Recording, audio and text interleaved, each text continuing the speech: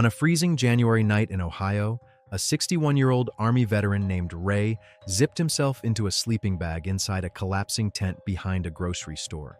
But that night, a flatbed truck pulled into the lot carrying something that rolled straight out of the 1800s.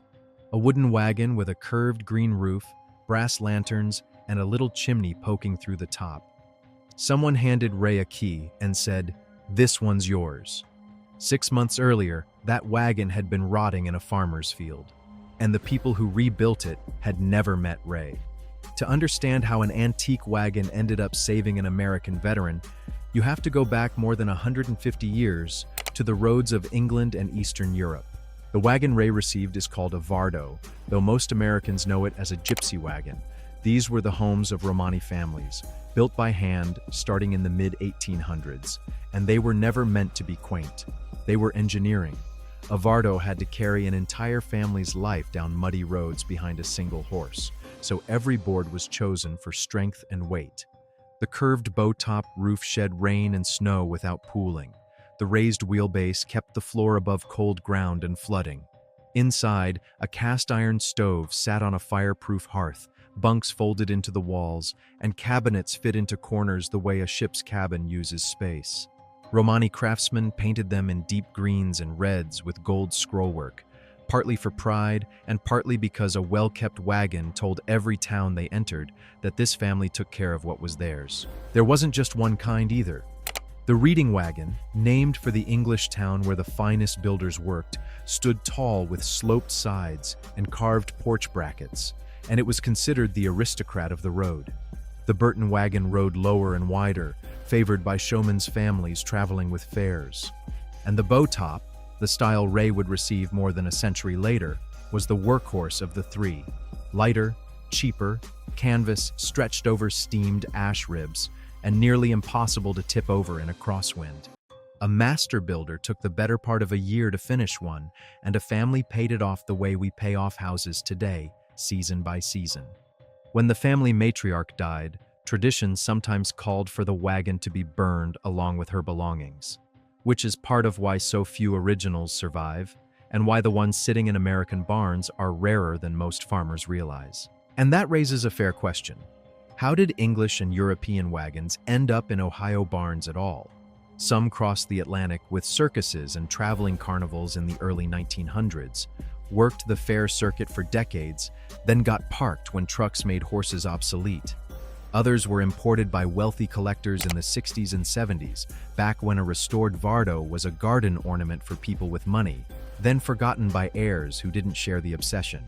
And a few were built right here, by American wheelwrights copying photographs. However they arrived, most of them ended the same way, parked under a leaking roof, waiting. A well-built vardo lasted 50 years or more of daily living.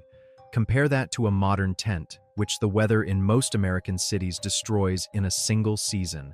And that comparison is exactly where this story turns. Because sometime in the last decade, a handful of Americans looked at the homeless encampments spreading through their towns, looked at the old wagons rusting away at farm auctions and county fairs, and connected two problems into one answer. The first person most people in this movement point to is a retired Finnish carpenter in Oregon named Marlene. Her son had served 2 tours overseas, came home and spent almost a year sleeping in his car before she even found out. He eventually got housing, but Marlene couldn't stop thinking about the men and women who didn't have a mother searching for them. She had a barn full of woodworking tools, 40 years of skill in her hands, and no idea what to do with either. Then, at an estate sale outside Salem, she saw a collapsed bow-top wagon listed for $200, sold as scrap lumber. The wheels were shot, and the canvas roof had rotted through, but the oak frame underneath, the actual bones of the wagon, had survived 80 Oregon winters. She bought it on the spot, towed it home, and spent the next 5 months rebuilding it in her barn with cedar shingles, sheep's wool insulation, a salvaged marine wood stove, and a deadbolt on the door.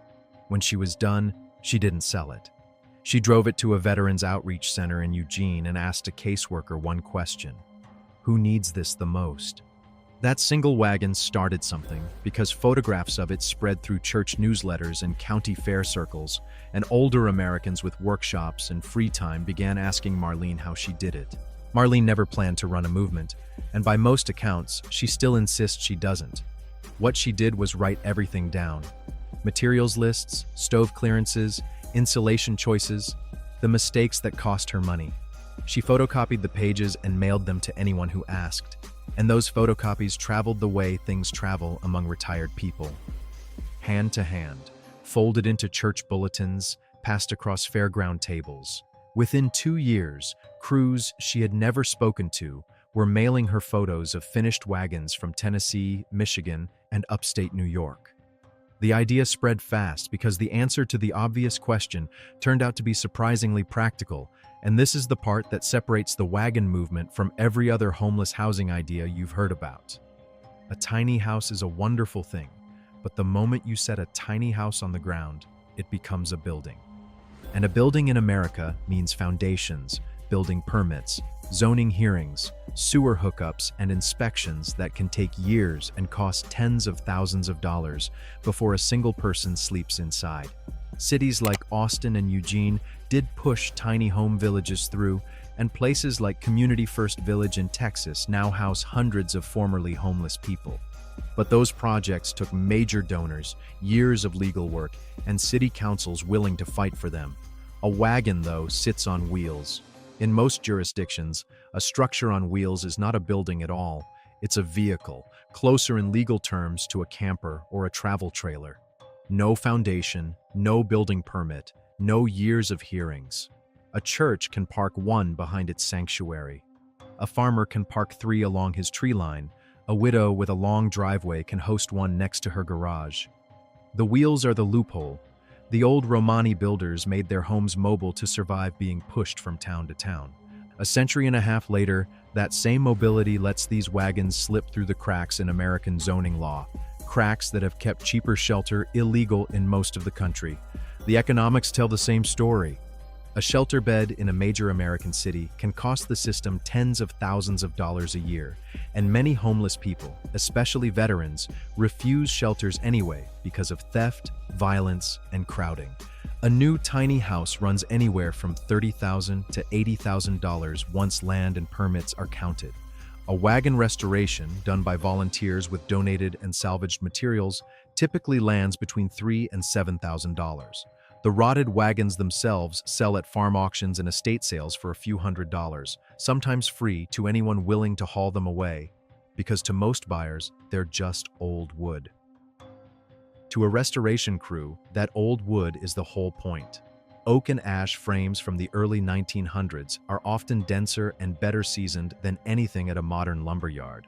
Finding the wagons has even become its own quiet hobby. Crews scan estate sale listings for phrases like old showman's wagon or circus cart, and some members do nothing but drive rural roads on Sunday afternoons, watching the tree lines. One Indiana crew found their third wagon because a member's granddaughter spotted a curved roof on a satellite map, sitting in a field behind a dairy barn where it had been for 40 years. So what does a build actually look like? Picture a church parking lot in Indiana on a Saturday morning. A crew of 8, most of them over 60, gathers around a wagon skeleton up on jack stands. The retired carpenters run the saws. A former electrician mounts a small solar panel and a marine battery for lights and a phone charger. The quilting group, and yes, nearly every build has a quilting group, sews insulated curtains and bedding cut to fit the bunk. High school kids sand and paint scrollwork along the sides, copying old Romani patterns out of library books, because the builders insist the wagons look beautiful, not like charity. The finished wagons even get a send-off. Most crews light the first fire in the stove themselves before handover, partly to test the draft, and partly because nobody wants to hand a cold house to a person who has been cold for years. And more than one crew has admitted that the hardest part of the whole project is the last day, when the wagon they argued over and sanded and painted for an entire winter rolls out of the parking lot behind a borrowed truck. That insistence on beauty is not decoration. It's psychology. A tent says temporary. A gray plastic shed says storage. but a hand-painted wagon with brass fittings says somebody made this carefully for you. Caseworkers report that people who refused every shelter bed for years will accept a wagon because a wagon has the one thing no shelter offers, a door that locks from the inside. For a homeless woman, that lock means sleeping through the night for the first time in months. For a veteran with post-traumatic stress, it means a defensible space with walls, a roof, and one entrance he controls. Sleep changes everything downstream. A person who sleeps can hold a job interview together. A person who sleeps can keep medication schedules, keep appointments, keep hope. The wood stove matters almost as much as the lock. Winter is what kills. Hypothermia takes hundreds of homeless Americans every year, and it doesn't require a blizzard, just a wet 40-degree night and worn-out gear. A small stove in an insulated 80-square-foot wagon holds the space warm on an armful of scrap wood. Crews install stovepipe thimbles, heat shields, and carbon monoxide alarms, then walk each new resident through safe operation, the same orientation any landlord would give. And it isn't only veterans. In Michigan, a crew finished their second wagon last fall and handed the key to a woman in her 50s named Carol, who had spent 8 months sleeping in her car after a divorce, and a medical bill wiped out everything at once. Her wagon sits in the driveway of a 78-year-old widow named Eleanor, who told her church group she had 2 reasons for saying yes. The driveway was empty, and so was the house.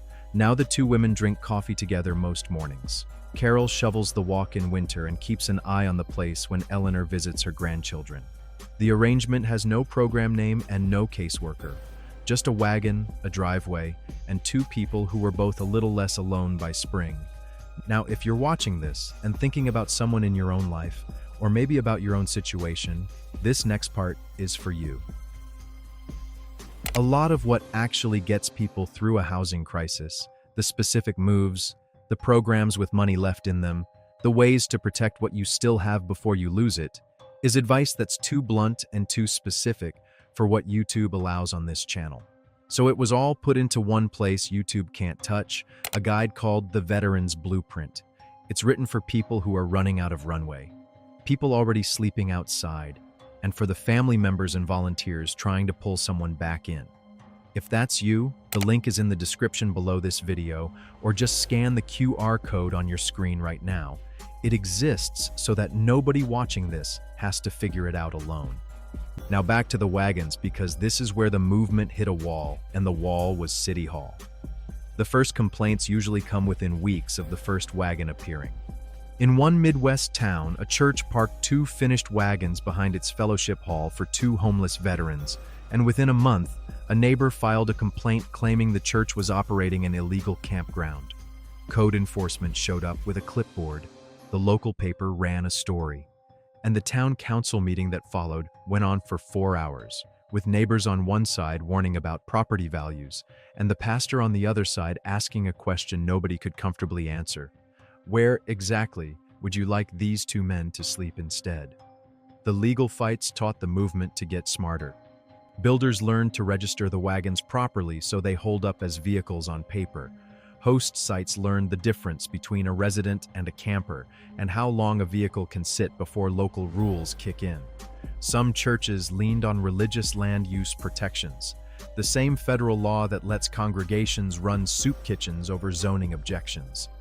Some towns, once the shouting died down, quietly passed what they call safe parking ordinances, allowing a small number of occupied vehicles on church or nonprofit property with sanitation and a point of contact. Not because the council suddenly grew compassionate, but because 2 quiet wagons behind a church turned out to be far less trouble than a sprawling tent camp under the highway overpass. Host sites developed their own quiet playbook too. A good host, the movement learned, provides 3 things: access to a bathroom, whether that's a church hall, a garage half-bath, or a rented unit serviced weekly; a written agreement, 1 page, plain language, covering quiet hours and what happens if the arrangement doesn't work out; and a human being who waves hello. Because the fastest way to turn neighbors against a wagon is for the person inside to remain a stranger, and the fastest way to win those same neighbors over is for them to learn his name. And the numbers behind this fight are not small. On any given night, more than 500,000 Americans have no home, and tens of thousands of them are veterans, people who wore the uniform and came back to a country where a one-bedroom apartment costs more than their entire disability check. The official systems are trying. Veterans Affairs housing vouchers have cut veteran homelessness roughly in half since 2010. But a voucher only works if there's an apartment to rent, and in town after town, there isn't one the voucher covers. The wagons live in that gap. They're not the end of anyone's story. They're the bridge that keeps a person alive and stable long enough for the paperwork to catch up. Caseworkers have started calling it the wagon effect. A person moves from a tent into a wagon, and within months, the other pieces start landing. An address to put on applications, even if it's care of a church. A dry place to keep documents, because you cannot rebuild a life without identification. And identification does not survive 3 winters in a wet backpack. A door to shave behind and a mirror to practice an interview in. The numbers coming out of these crews are small and self-reported, so take them for what they are. But the pattern they describe is remarkably consistent. Of the residents who stay in a wagon through at least one full winter, most move on to formal housing within 2 years, and almost none go back to a tent. One outreach worker in the Pacific Northwest put it simply. She said the wagon doesn't fix the person. The wagon gives the person a place to fix themselves. Ray, the Ohio veteran from the beginning of this story, would agree. The crew that built his wagon was a mix of church volunteers and members of a local American Legion post, and the wagon itself came out of a barn where it had sat since the 1970s, once part of a traveling carnival. It took them a winter of weekends. Cedar roof, wool insulation, a bunk sized for a tall man, and painted on the door, small and neat, an American flag next to the crossed rifles of his old infantry unit, because one of the builders had tracked down his service record and wanted him to know they knew who he was. Ray lived in that wagon for 14 months. He kept it spotless, the way the old Romani families kept theirs, because a well-kept wagon says this person takes care of what is his. He used the address of the hosting church to restart his benefits, got his identification replaced, and eventually moved into a small apartment through a veterans housing program. And when he left, he did what almost every wagon resident does, and what has quietly become the tradition of this whole movement. He handed the key back, so the wagon could roll onto the next name on the list. That's the detail that stays with you. These wagons were built by families who owned almost nothing except the home behind their horse, families pushed from town to town for generations. And a century and a half later, their craft is sheltering another group of people America pushed to the edges. The wagons never stopped doing their job. They waited in barns and fields for someone to remember what they were for. Today, restoration crews are working in at least a dozen states, and the waiting lists are long, both for wagons and for people who want to build them.